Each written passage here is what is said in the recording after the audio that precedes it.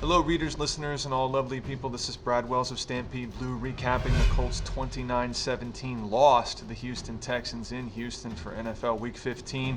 Tough game, but amazingly this game was competitive in a week where other games that were supposed to be competitive were not competitive. A lot of blowouts this week, and the Colts-Texans game, which a lot of people thought was going to be a blowout, ended up being kind of close. Colts actually had a chance in this game, and the reason why they didn't win is because mistakes, turnovers, drop passes, and a very, very big blocked punt in the second quarter. We'll start with the turnovers because there was an absolutely huge turnover in the second quarter that involved running back Mewelde Moore. Now, Mewelde Moore was just recently re-signed to the team because of injuries to Delone Carter. He's out 2 or 3 weeks, and Donald Brown. He is now out for the season. So Mewelde Moore comes back. The Colts use him on the goal line in the second quarter in a very, very big, huge turnaround. And Mewelde Moore fumbled the football at like the half-yard line, and the Texans recovered. Now, if the Colts had scored a touchdown in that particular situation right there, might have changed the complexion of the game, especially in the second half. They obviously didn't. Texans recovered. The Colts were able to make it a little bit more respectable as the game went on, but a huge play also in the second quarter involved Pat McAfee.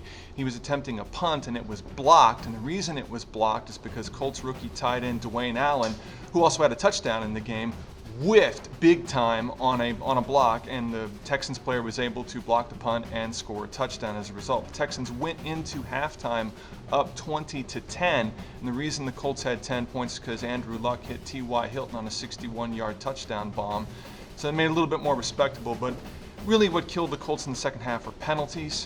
One big penalty was against head coach Bruce Arians. He was flagged for a 15-yard unsportsmanlike penalty by referee Jeff Triplett after Pat McAfee just kicked a huge punt to really tilt the field position in the fourth quarter. And as a result, Arians, because he said something, don't know what he said, but he did or said something, and it seemed to upset the referees, so they flagged him for 15 yards, and that helped the Texans tack on a 46-yard field goal. And as a result of that, the Texans were able to hang on and win 29-17. Tough loss to swallow, but at the end of the day, there just wasn't enough magic.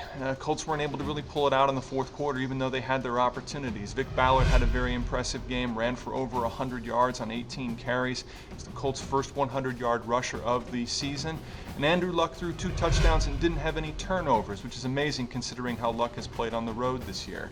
At the end of the day, the Colts did enough to win this game in the sense that they came into the fourth quarter and they were not down by 2 scores. And I said all throughout the week that if the Colts got into the fourth quarter and they were only down like maybe 3 or 6 points, they had a chance to win. That's what happened. They did have a chance to win, and they just weren't able to pull it out. And what this means for the standings is that the Houston Texans have won the AFC South, so that's done. The Colts have no shot at that now.